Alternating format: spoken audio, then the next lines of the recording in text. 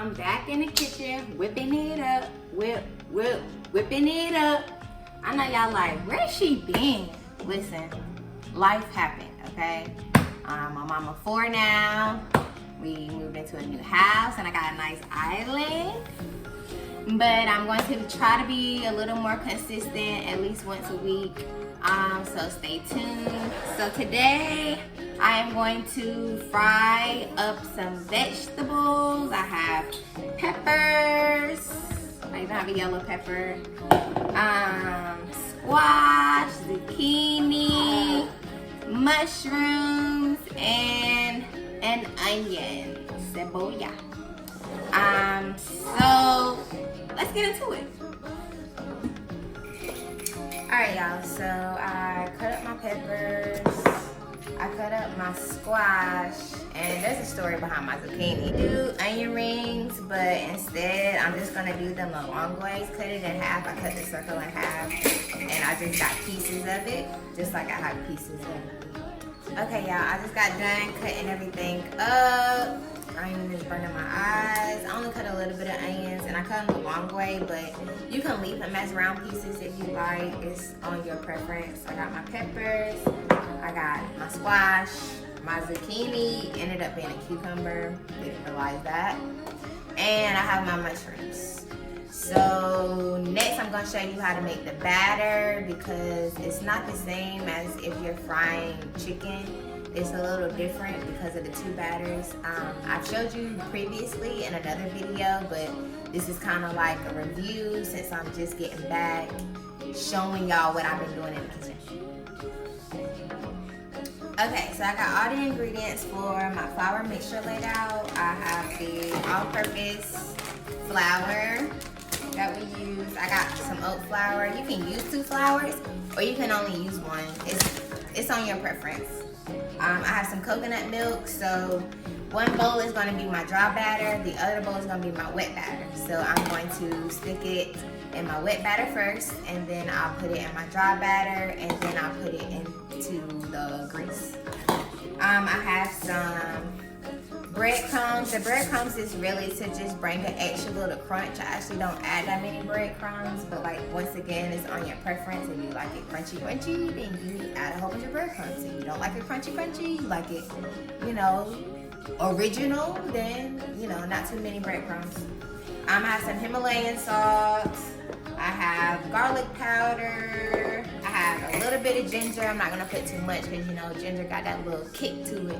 So too much ginger, you're gonna have some spicy chicken, and with my children, I don't need too much spice. They're not gonna eat. I have some Tony's original. I have onion powder, basil, thyme, and baking powder. Now, I've done this multiple times, and I've done it a couple times without the baking powder. I've realized that it fries better with the baking powder than it does without the baking powder. So you definitely need to make sure that you're adding the baking powder. Okay, so I started putting the ingredients in there, and I'm like, I should show y'all. So I always put more flour in the dry bowl than I do in the wet bowl, in the wet batter bowl, because the wet batter formulates a lot of batter anyways because of the moisture. And then once you dip it into the dry batter, it just takes all that dry batter up. So I always try to make sure that I have more flour in the dry batter than I do in the wet batter. And now, Zayden wants to let y'all know he's in the room. I am adding the breadcrumbs. Not too many, because like I said, I don't want it to be too crunchy or to be falling off in my grease. I'm adding the onion powder. So I don't really measure. I just do a couple shakes from left to right, boom, boom. That should be good enough. Garlic powder, same thing, shake from left to right, like once or twice, boom, boom. I'm just trying to season it up. I ain't trying to overdo it, because that is a possibility, over seasoning. That was the ginger I just added. Like I said, only a little bit of that because of the kick. I'm adding some thyme, Same as the onion powder and garlic powder, a couple shakes from left to right. Same thing with the basil, a couple shakes from left to right. Himalayan salt. I try not to do too much salt because we don't have time for high blood pressure and all of that. A little Tony's, same as everything else. A couple shakes from left to right to make sure that it is getting spreaded out. So when I mix, everything has some. And then this is leftover coconut milk, but this is the coconut milk that I usually get. So I just keep pouring my coconut milk in there until it pretty much looks like cake batter, I would say. If you've never made cake and you don't know what cake batter looks like, I'll show you in just a second. I just want to make sure that I have absolutely no dry batter in my wet batter bowl, because my dry batter bowl is going to take care of that. I don't need any dry batter. I need it wet. So when you see when I stir it, see that it's loose, stirrable.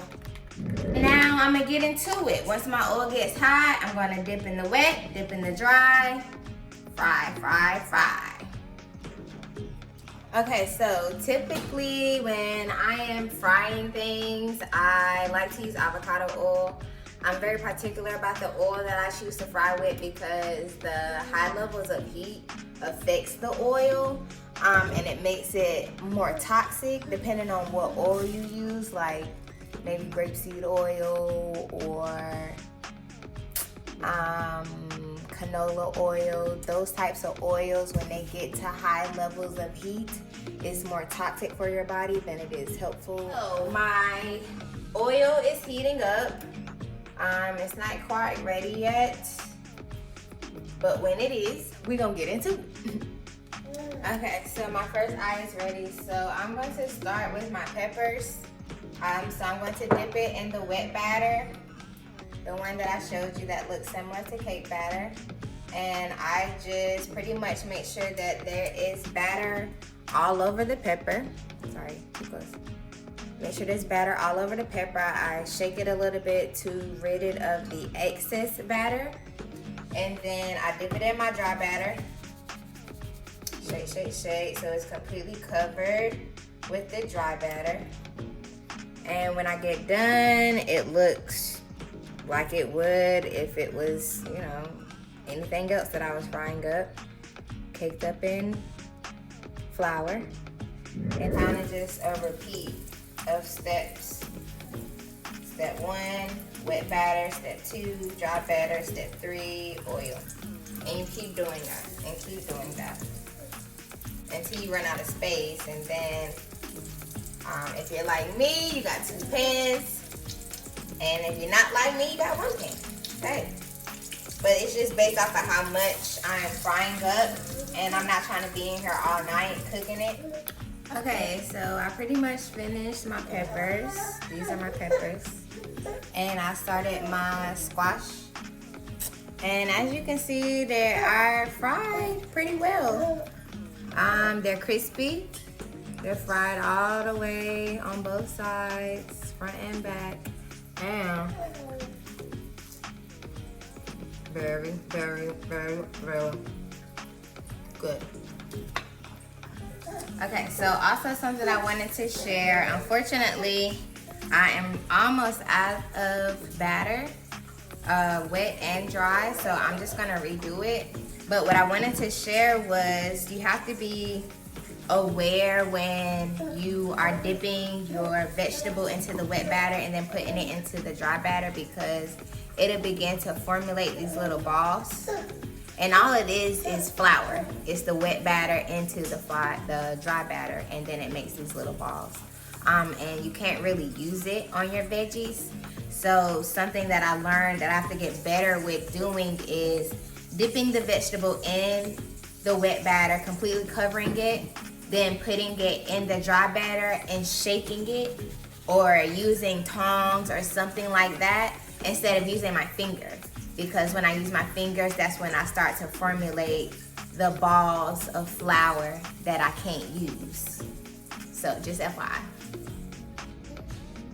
Okay, so I wanted to show you my end result. I got the peppers, onions in the middle, mushrooms in the back, and squash in the front. Everything is fried up.